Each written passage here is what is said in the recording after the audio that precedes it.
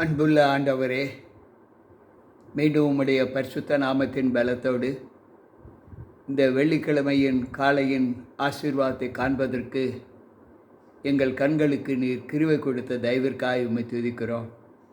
வந்திருக்கின்ற எங்கள் ஒவ்வொருவரோடும் உம்முடைய கிருபை இருந்து இந்த ஆயத்த நாளிலே நாங்கள் உமக்கு ஆண்டவரே இந்த நாளை பிரியமாக கடக்க என் தேவன் எங்களுக்கு பலத்தை தாரும். மீட்பர் இயேசு கிறிஸ்துவின் நாமத்தில் ஜெபிக்கிறேன் நல்ல பிதாவே, ஆமென். அன்பு பிள்ளைகளே, மீண்டும் கர்த்தருடைய வார்த்தைகளோடு இந்த நாளில் நாம் இணைந்து இந்த ஆயத்த நாளின் காலை பொழுதில் வெள்ளிக்கிழமையின் காலை வழியை காண்பதற்கு நமக்கு கிருபை கொடுத்த தேவனுக்கு கொடான கொடி நன்றிகளை ஏறெடுத்து வந்திருக்கின்ற உங்கள் அனைவருக்கும் ஆண்டவர் இயேசு கிறிஸ்துவின் நாமத்தின் நல்வாழ்த்துக்களை தெரிவித்துக் கொள்கிறேன். கர்த்தர் நம்மோடு இருப்பாராக. இன்றைக்கு தியானத்திற்கென்று எடுத்துக்கொள்ளப்பட்ட வேத பகுதி 9வது சங்கீதத்தை இன்றைக்கு தியானத்திற்கென்று எடுக்கிறோம். மொத்தம் இதில் 20 வசனங்கள் இருக்கிறது. இதில் 10 வசனங்களை நாம் தியானித்து ஆண்டவர் அதற்கேற்ற ஈவுகளை நமக்கு எப்படி கொடுக்கிறார் என்பதை யோசித்து பார்ப்போம். இந்த சங்கீதம் ஆண்டவரை விட்டு விலகுகிற பிள்ளைகளுக்கு தேவ நியதி என்ன செய்ய போகிறது, ஆண்டவருடைய பிள்ளைகள் மீது பொறாமை கொண்டு தீங்கு விளைவிக்கிற பிள்ளைகளுக்கு என்ன சம்பவம் நடக்கப் போகிறது என்பதை இந்த சங்கீதம் நமக்கு வெளிப்படுத்தி காண்பிக்கிறது.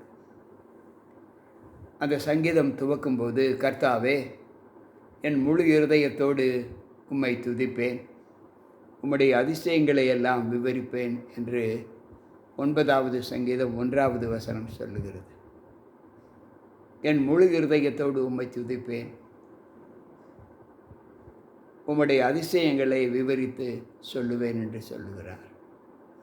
2வது வசனம் இப்படி சொல்லுகிறது, உம்மில் மகிழ்ந்து களி கூறுவேன், உன்னதமானவரே உமது நாமத்தை கீர்த்தனம் பண்ணுவேன் என்று சொல்லுகிறார். எனக்கு பிரியமான தேவ பிள்ளைகளே, உன்னதமானவரே உம்முடைய நாமத்தை நான் கீர்த்தனம் பண்ணுவேன் என்று சொல்லுகிற இந்த வார்த்தைக்கு ஆண்டவர் சொல்லுகிற வார்த்தை 5வது சங்கீதம் 11வது வசனம், உம்மை நம்புகிறவர்கள் யாவரும் சந்தோஷித்து என்னாலும் கம்பீரிப்பார்களாக, அவர்களை காப்பாற்றுவீர், உம்முடைய நாமத்தை நேசிக்கிறவர்கள் உம்மில் களி கூறுவார்களாக. யாரெல்லாம் உம்மை நம்புகிறார்களோ அவர்களை நீர் காப்பாற்றுவீர், அவர்களுடைய சந்தோஷம் என்றென்றைக்கும் நிலைத்திருக்கும். அவர்கள் உம்மை நம்பினபடியால் அவர்களுக்கு சகல நன்மைகளையும் நீர் செய்வீர் என்று இந்த சங்கீதம் நமக்கு சொல்லுகிறது.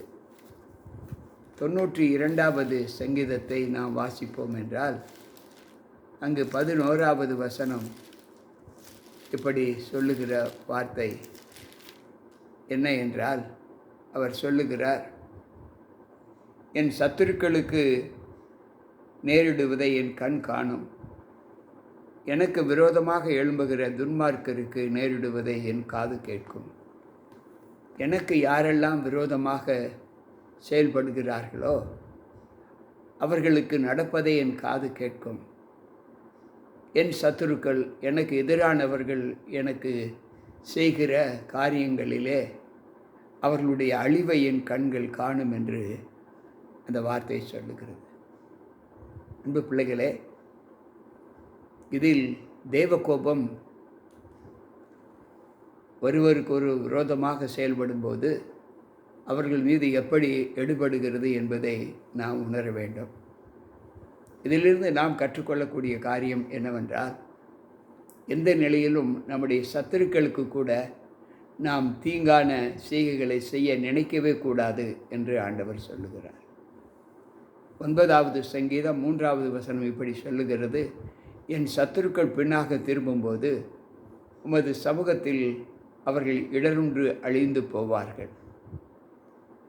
எனக்கு விரோதமாக என் சத்துருக்கள் திரும்பும்போது அவர்கள் அழிந்து போவார்கள் என்று சங்கீதக்காரர் பாடுகிறார். இதை குறித்து நீதிமொழிகளின் புஸ்தகம் 10வது அதிகாரம் 7வது வசனம் இப்படி சொல்லுகிறது: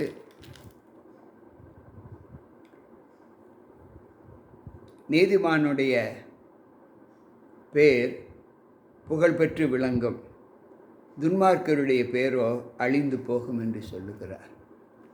நீதிமானுடைய பெயர் என்றைக்கும் நிலைத்திருக்கும், துன்மார்க்கருடைய பெயரோ அழிந்து போகும் என்று சொல்லுகிறார். நீர் என் நியாயத்தையும் என் வழக்கையும் தீர்த்து நீதியுள்ள நியாயாதிபதியாய் சிங்காசனத்தில் வீற்றிருக்கிறீர். ஜாதிகளை கடிந்து கொண்டு துன்மார்க்கரை அழித்து அவர்கள் நாமத்தை என்றென்றைக்கும் இல்லாதபடி குலைத்து போட்டீர். அன்பு பிள்ளைகளே, இங்கு ஆண்டவர் சொல்லுகிற வார்த்தை, துன்மார்க்கர் என்றென்றைக்கும் நிலைத்திராமல் அழிந்து போவார்கள் என்று இந்த வாசகம் சொல்லுகிறது. யாருக்கு தமிழில் ஒரு பழமொழி இருப்பதை நாம் பார்க்கிறோம்: கெடுவான் கேடு நினைப்பான். யார் கெட்டு போகிறார்களோ அவர்கள்தான் கெட்டவைகளை மற்றவர்களுக்கு விரோதமாக செய்ய நினைப்பார்கள். அதைத்தான் இந்த வார்த்தைகள் நமக்கு சொல்லுகிறது. இங்கு ஆண்டவர் சொல்லுகிற வார்த்தை, சத்துருக்குள் என்றென்றைக்கும் பாழாக்கப்பட்டார்கள். அவர்கள் பட்டணங்களை நிர்மூலமாக்கினீர். அவர்கள் பேரும் அவர்களோட கூட அழிந்து போயிற்று.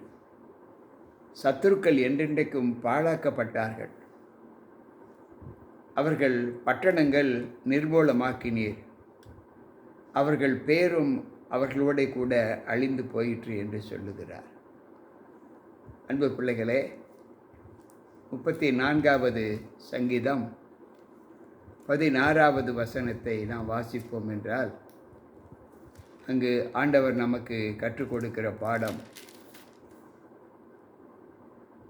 தீமை செய்கிறவர்களுடைய பெயரை பூமியில் இராமல் அற்றுப்போக பண்ண கர்த்தருடைய முகம் அவர்களுக்கு விரோதமாக இருக்கிறது. யாரெல்லாம் தீமை செய்ய நினைக்கிறார்களோ அவர்களுடைய பெயர் பூமியிலே நிலைத்திராதபடி அந்த பெயர்களை அழித்து போடுவேன் என்று ஆண்டவர் சொல்லுகிறார். 7வது வசனம் இப்படி சொல்லுகிறது: கர்த்தரோ என்றென்றைக்கும் இருப்பார், தம்முடைய சிங்காசனத்தை நியாயம் தீர்ப்புக்கு ஆயத்தம் பண்ணினார். கர்த்தர் என்றென்றைக்கும் நிலைத்திருப்பார், தம்முடைய சிங்காசனத்தை நியாய தீர்ப்புக்கு ஒப்பு கொடுத்தார் என்று வேதம் சொல்லுகிறது. அன்பு பிள்ளைகளே, 102வது சங்கீதம் 12வது வசனம் இப்படி சொல்லுகிறது. ஆண்டவருடைய வார்த்தை, கர்த்தராகிய நீரோ என்றென்றைக்கும் இருக்கிறீர், உம்முடைய பேர் பிரஸ்தாபம் தலைமுறை தலைமுறையாக நிற்கும். அன்பு பிள்ளைகளே, கர்த்தர் என்றென்றைக்கும் நிலைத்திருக்கக்கூடியவர், அவருக்கு அழிவு இல்லை. அவருடைய பேர் பிரஸ்தாபம் என்றென்றைக்கும் இருக்கும் என்று இங்கு சொல்லுகிறார். அவர் பூச்சக்கரத்தை நியாயம் தீர்த்து சகல ஜனங்களுக்கும் செம்மையாய் நீதி செய்வார். அன்பு பிள்ளைகளே, அவர் பூச்சக்கரத்தை நியாயம் தீர்த்து இந்த பூமியை, இந்த சுழற்சியில் இருக்கக்கூடிய அனைத்து மக்களையும் அவர் நியாயம் தீர்த்து தம்முடைய மக்களுக்கு நீதி செய்வார் என்று சொல்லுகிறது.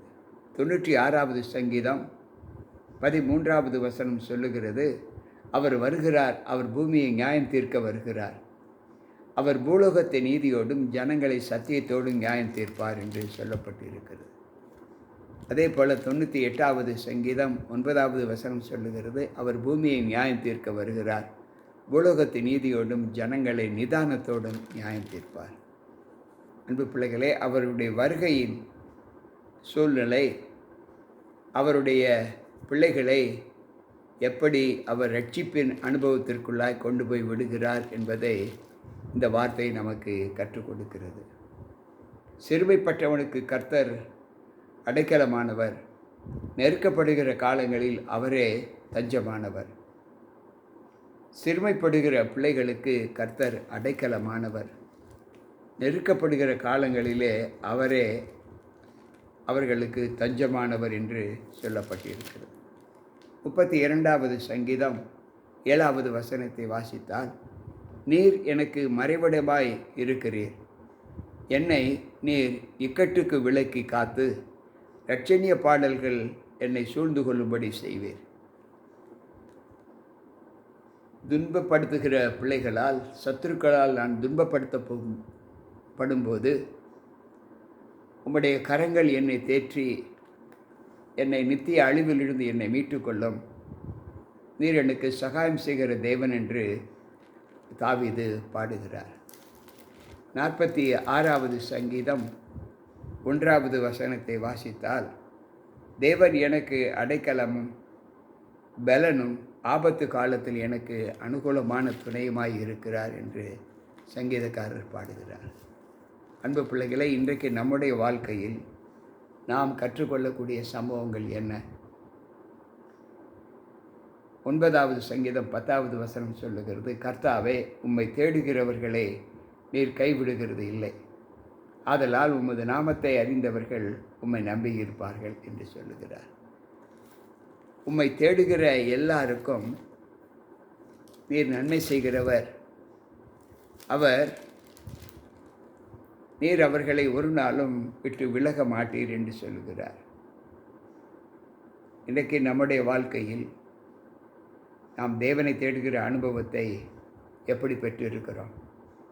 91வது சங்கீதம் 14வது வசனம் சொல்லுகிறது, அவன் என்னிடத்தில் வாஞ்சையாய் இருக்கிறபடியால் அவனை விடுவிப்பேன், என் நாமத்தை அவன் அறிந்திருக்கிறபடியால் அவனை உயர்ந்த அடைக்கலத்தில் வைப்பேன். அன்பு பிள்ளைகளே, இந்த 9வது சங்கீதம் 10வது வசனம் வரைக்கும் நாம் தியானித்த இந்த 10 வசனங்களின் சத்தியம் நமக்கு என்ன போதிக்கிறது?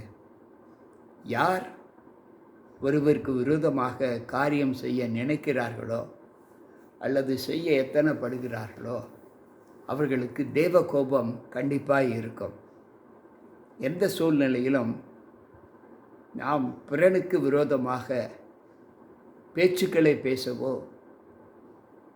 அவர்களை அழிப்பதற்கு, அவர்களை மோசம் போக்குவதற்கு, அவர்களை துன்பப்படுத்துவதற்கு எந்த சூழ்நிலையிலும் நம்முடைய செய்கைகள் இருக்கும் என்றால் அதற்கு ஏற்ற சிக்ஷையை ஆண்டவர் நமக்கு கொடுப்பார். அதில் சந்தேகமில்லை என்பதை இந்த 10 வசனத்திலிருந்து நாம் கற்றுக்கொண்டோம்.